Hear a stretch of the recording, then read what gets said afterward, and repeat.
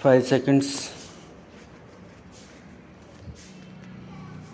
The contention now raised in the present round of proceedings for absorption as assistant teacher in the higher secondary section is strongly refuted by the respondent by pointing out that his engagement as a substitute teacher was only in the pay scale of Rs 1200 to 2040, which was the scale for the primary teacher.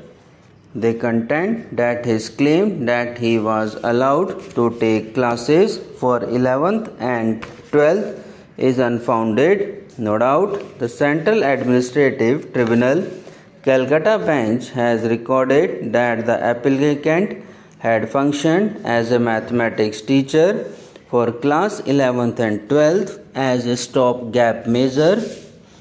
This issue, however, need not detain the court any longer, as at no point in the first round of proceedings the appellant made such a claim. The screening committee have considered him pursuant to the orders of this court, has thought it fit to absorb him only as a primary teacher. The screening committee itself was pursuant to the orders of this court and based on the Master Circular of 29 January 1991, wherein the claims of the candidates like the appellant were examined. The records of his appointment as a substitute teacher admittedly show that he was only appointed as a substitute primary teacher. It is on the completion of 3 months as substitute primary teacher that he acquired temporary status, and on absorption now he became entitled to certain benefits under the circular, which he leave elaborated herein above. In the earlier round of proceedings culminating in the order of this court dated 15 February 1996, this issue was never raised. His claim for absorption as an assistant teacher in the higher secondary age section is clearly barred by constructive res judicata. Almost 2 centuries ago, in Henderson versus Henderson, the Vice Chancellor Sir James Wigram felicitously puts the principle thus: in trying this question, I believe I state the rule of the court correctly when I say that where a given matter becomes the subject of litigation in and of adjudication by a court of competent jurisdiction, the court requires the parties to that litigation to bring forward their whole case and will not permit the same parties to open the same subject of litigation in respect of matter which might have been brought forward as part of the subject in contest but which was not brought forward earlier. This principle, popularly known as the doctrine of constructive res judicata, based on the might and ought theory, has been recognized by this court in several judgments. In Maharashtra, Vikri Kar Karamchari Sangithan versus State of Maharashtra, and another, this court held as under. It was then contended on behalf of the appellants that neither the recruitment rules of 1971 nor the seniority rules of 1982 provided for carrying forward the vacancies falling in either category.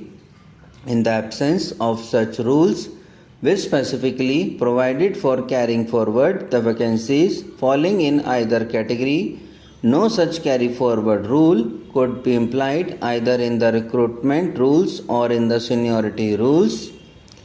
This contention need not detain us any longer because such a contention was available to the appellants in the earlier proceedings, namely transfer application number 820 of 1991, and the same was not put in issue.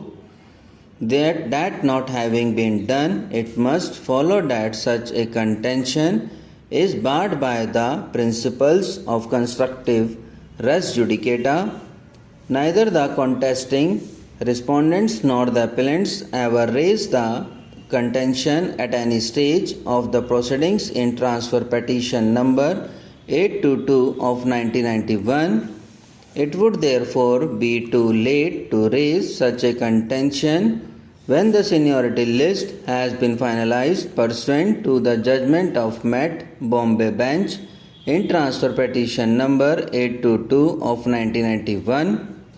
The doctrine itself is based on public policy flowing from the age-old legal maxim which republic state had bounden duty, which means that in the interest of the state there should be an end to litigation and no party ought to be vexed twice in a litigation for one and the same cause.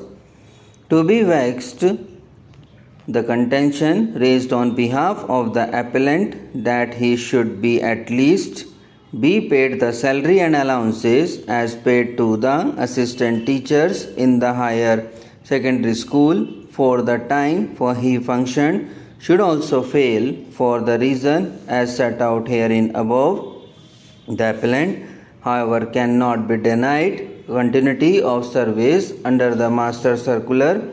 Read with the orders of this court in Shrimati J.D. Roy and the order in the appellant's own case, that is CA number 3557 of 1996.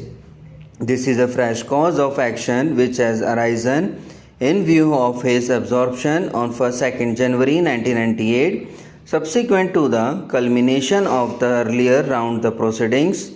The conduct of the authorities themselves in subjecting the appellant to screening before the screening committee clearly indicates that even they wanted to treat the appellant's case on par with the case of Shrimati J.D. Roy and others.